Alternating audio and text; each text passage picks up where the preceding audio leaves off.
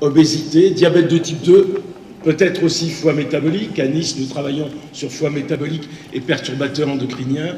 Il peut y avoir peut-être là deux nouveaux facteurs de risque. Et je me suis un petit peu concentré sur le diabète de type 2. Comme vous le savez, on assiste à travers le monde à une véritable pandémie. Toutes les prédictions les plus pessimistes sont toujours dépassées, comme par exemple en 2000, l'OMS avait prévu pour 2030 330 millions de diabétiques à travers le monde. En 2013, on est déjà à 380.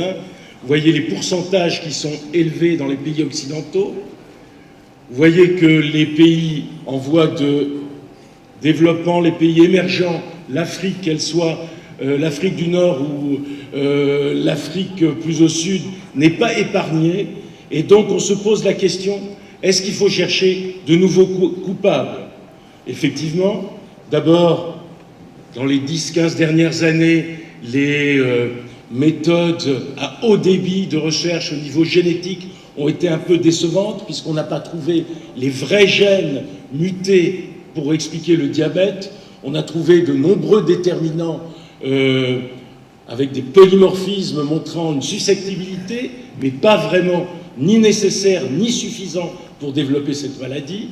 Bien sûr, l'obésité, bien sûr, des problèmes nutritionnels et le vieillissement, mais sont apparus et ont été suggérés plusieurs nouveaux facteurs, dont deux que nous allons étudier.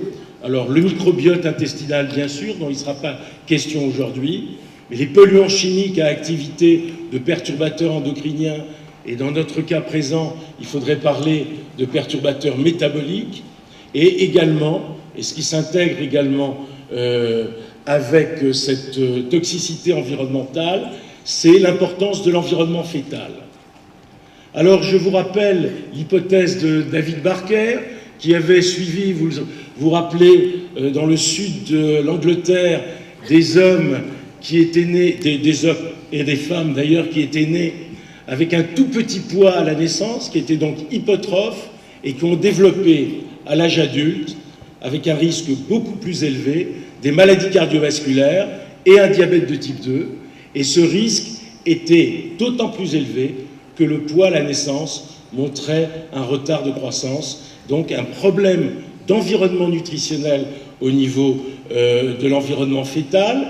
Et c'est donc ce qu'on appelle le concept DOAD, l'origine développementale des pathologies chroniques adultes, c'est-à-dire le fœtus soumis à un environnement nutritionnel, stressant, métabolique ou toxique délétère, est capable de marquer sur ses gènes par des modifications épigénétiques cette exposition délétère et développer des années après, à l'âge adulte, un certain nombre de pathologies.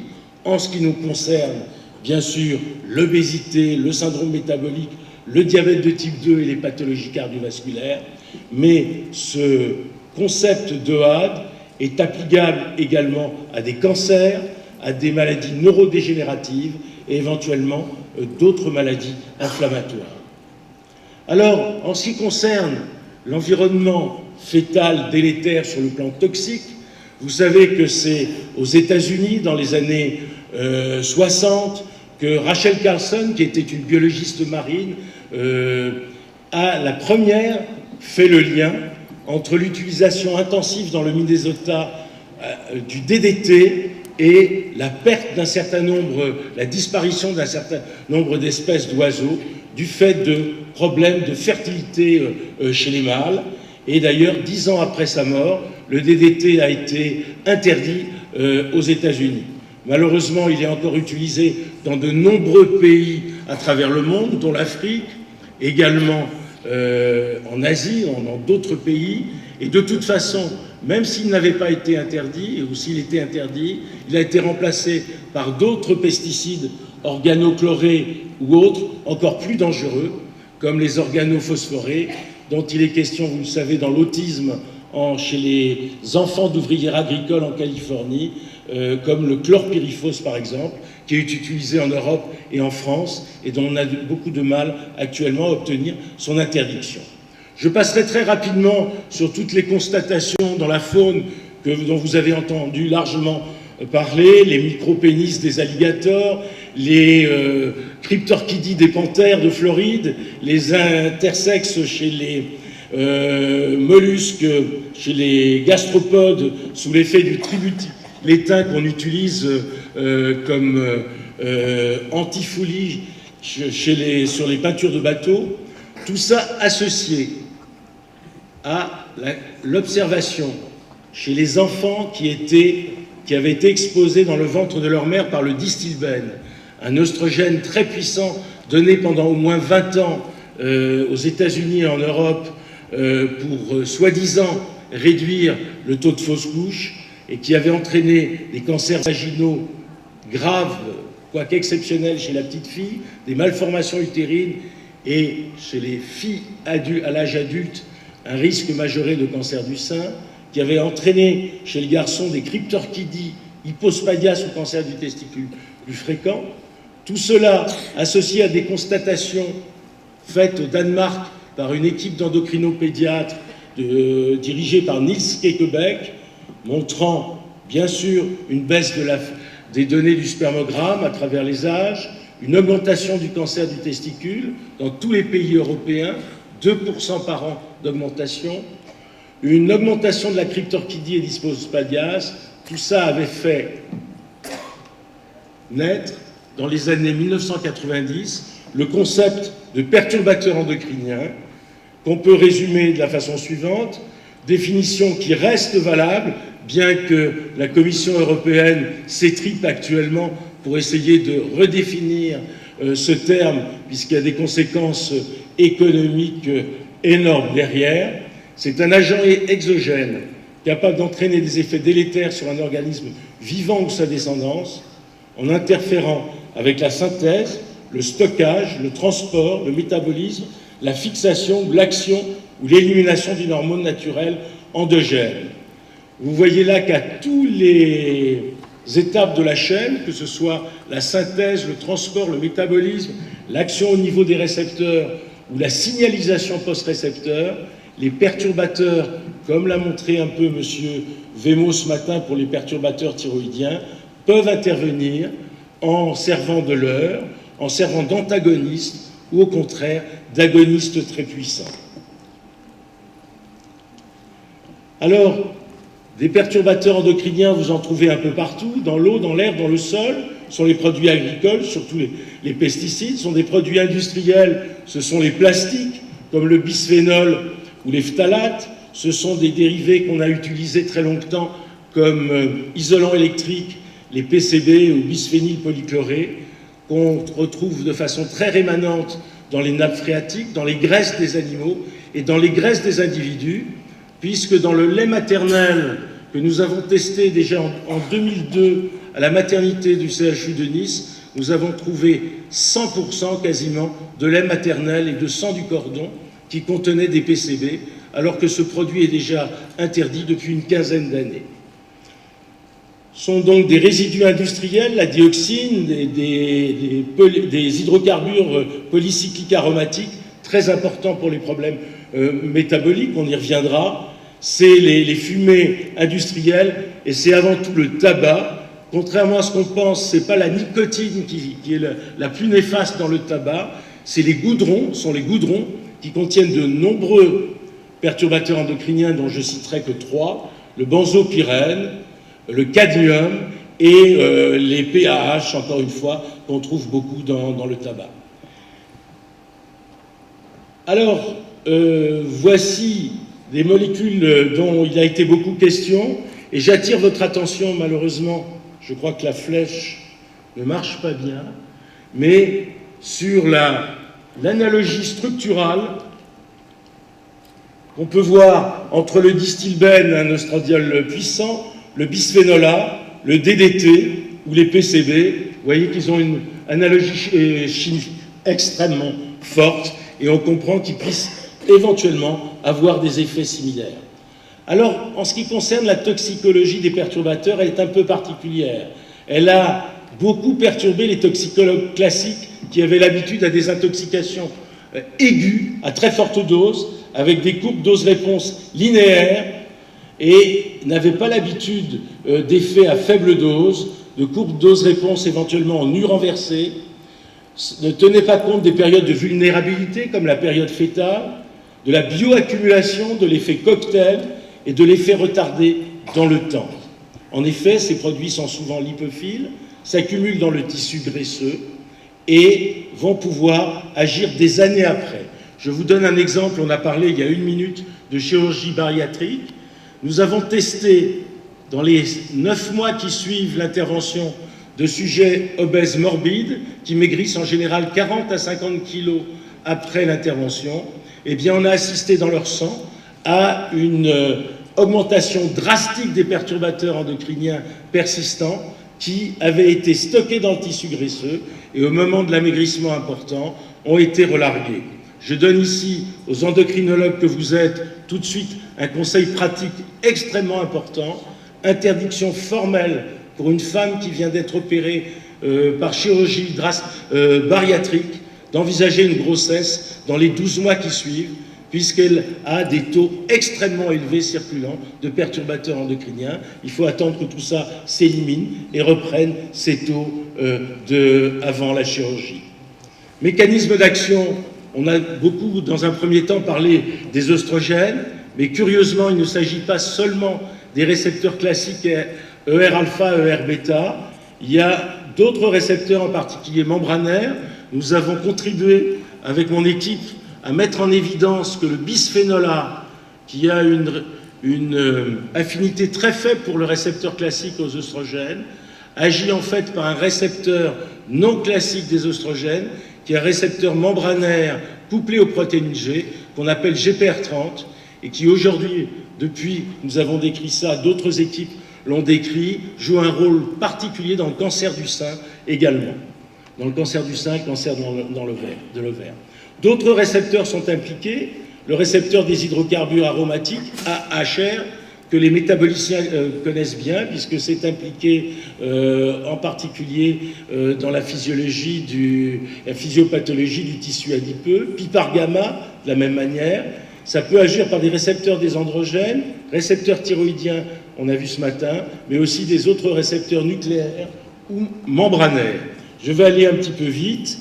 De nombreuses pathologies ont été impliquées, des pathologies de la reproduction, du neurodéveloppement, qui sont probablement celles qui sont les plus aujourd'hui à craindre, des affections gynécologiques, l'obésité, le diabète, certains cancers et certaines maladies psychiatriques neurodégénératives. Je passe tout de suite maintenant au diabète de type 2. Quels sont les arguments dont on dispose aujourd'hui pour suggérer que l'exposition précoce, en particulier in utero, à certains de ces perturbateurs, pourrait constituer un des facteurs de risque d'apparition à l'âge adulte d'un diabète de type 2. Deux types d'arguments, des études épidémiologiques humaines, mais ce sont des liens indirects, comme toutes les études épidémiologiques, c'est des expositions accidentelles, des études transversales, et surtout des études prospectives longitudinales, mais elles sont rares, longues, coûteuses et difficiles à mener. Ce sont les arguments expérimentaux, in vivo, in vitro, sur cellules animales ou cellules humaines, de cellules bêta ou d'adipocytes. Alors, je vous ai sélectionné là deux expériences, deux éléments qu'il faut retenir. À droite, c'est des petites rates qui sont exposées au bisphénol A ou au distilbène pendant 2-3 jours juste à la naissance et qui vont développer à l'âge adulte une obésité, puis ensuite un diabète de type 2. Donc la simple exposition à une période très précoce de quelques jours au bisphénol A ou au distilbène, et pour le bisphénol A, des doses qui sont présentes dans le sang circulant des humains, eh bien vous pouvez avoir l'apparition de troubles métaboliques. À gauche, c'est à gauche, je vais y revenir, c'est l'étude de la Nurse Hill Study aux États-Unis. On a dosé dans les urines des infirmières américaines le bisphénol A, et 15 ans après, on a regardé la corrélation avec le risque d'apparition du diabète. Et plus le taux, 15 ans auparavant, dans les urines de bisphénol A était élevé, plus elles avaient un risque majoré de développer un diabète de type 2, bien sûr à poids, à indice de masse corporelle égal et tout autre facteur confondant égal par ailleurs. J'y reviendrai. Voici les études épidémiologiques. D'abord les accidents aigus. Vous savez que les petites filles, après l'accident de Seveso, qui est l'explosion de l'usine de dioxine, ont développé par la suite les femmes ont développé plus de diabète de type 2. Les vétérans rentrés du Vietnam qui avaient dans leurs avions bombardé les forêts vietnamiennes avec de l'agent orange, c'est-à-dire la dioxine, ont présenté 2 à 3 fois plus de diabète de type 2 que les soldats américains qui étaient dans l'armée de terre. Enfin, des huiles frelatées je crois que c'est à Hong Kong, huile de cuisine frelatée entraînée par la suite avec des taux élevés de PCB, de dioxine et du furane dans l'essence circulant, une corrélation entre ces taux et l'apparition d'un diabète de type 2 dans les suites. Si je reprends la cohorte des enfants qui ont été suivis pendant des années aux États-Unis, qui avaient été exposés dans le ventre de leur mère au distilbène, eh bien le diabète a été plus élevé, avec un odds ratio de 1,21, les maladies cardiovasculaires également, et le dyslipidémie et l'hypertension également.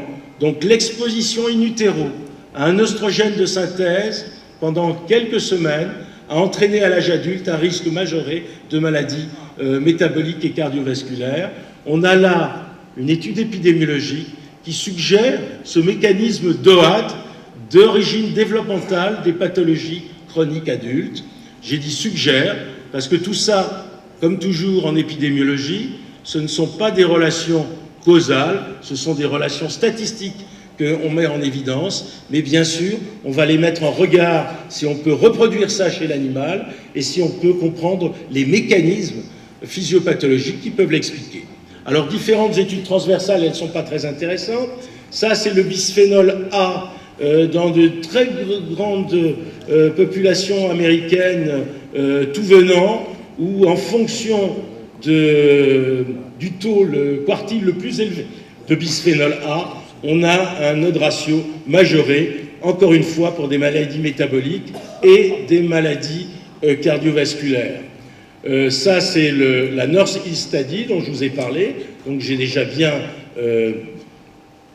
développé cet aspect. Comment peut-on essayer de soutenir ça d'un point de vue expérimentation animale? Alors, d'abord, le diabète de type 2, c'est l'induction d'une insulinorésistance, puis une altération fonctionnelle des cellules bêta. Eh bien, chez l'animal entier, le rongeur, ou sur des cellules humaines, cellules bêta ou adipocytes, on est capable, par un certain nombre de ces perturbateurs endocriniens, de reproduire des anomalies qui vont dans le sens d'une insulinorésistance ou d'une déficience d'une sécrétion bêta-pancréatique d'insuline. Je vais aller très vite. Là, c'est une mixture de PCB ou de DDT ou de pesticides organochlorés associés à un régime riche en graisse qui est capable d'entraîner chez la souris mâle adulte une insulinorésistance et un hyperinsulinisme. Là, c'est des perfluorates. Les perfluorates, c'est ce qui est utilisé sur vos habits comme anti-tache ou comme imperméabilisant, peut entraîner également une insulinorésistance. Le DDT, dont il a déjà été question, qui est encore largement utilisé, je crois que c'est l'Afrique du Sud qui bat le pompon dans la consommation du DDT, en particulier dans les maisons à large dose. Eh bien, le DDT entraîne une intolérance, une insulinorésistance, une thermogénèse perturbée et une obésité chez le rongeur. Le bisphénol A sur les cellules pancréatiques, l'exposition animale est capable d'augmenter la synthèse d'insuline de façon aiguë, mais si cette exposition est prolongée, on va avoir une insulinorésistance hépatique et périphérique qui va venir peu à peu,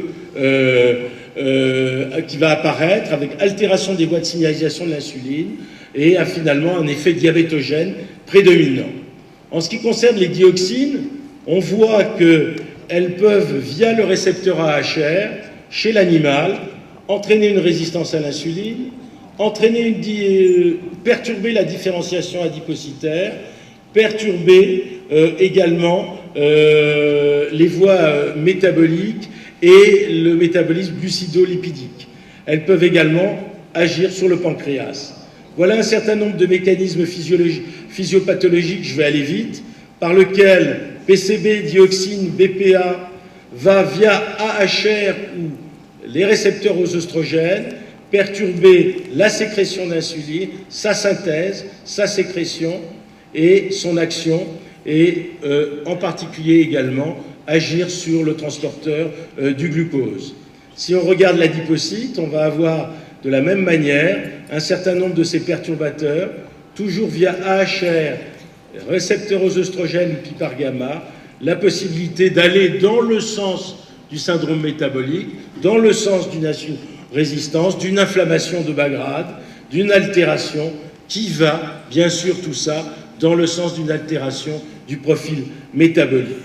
Si je veux me résumer et rester dans le temps, parce que je pense que c'est important de rester dans les temps, on peut dire que, globalement, un certain nombre de perturbateurs endocriniens qu'on devrait appeler perturbateurs métaboliques dans l'occasion, que vous avez sur la gauche de la diapo, et vous reconnaissez dioxine, PCB, pesticides, perfluorate, perbromé, ça c'est les retardateurs de flamme. Vous êtes assis sur une banquette qui contient bien sûr des perbromés pour pas que ça prenne, qu'il y ait des flammes si ça prend feu.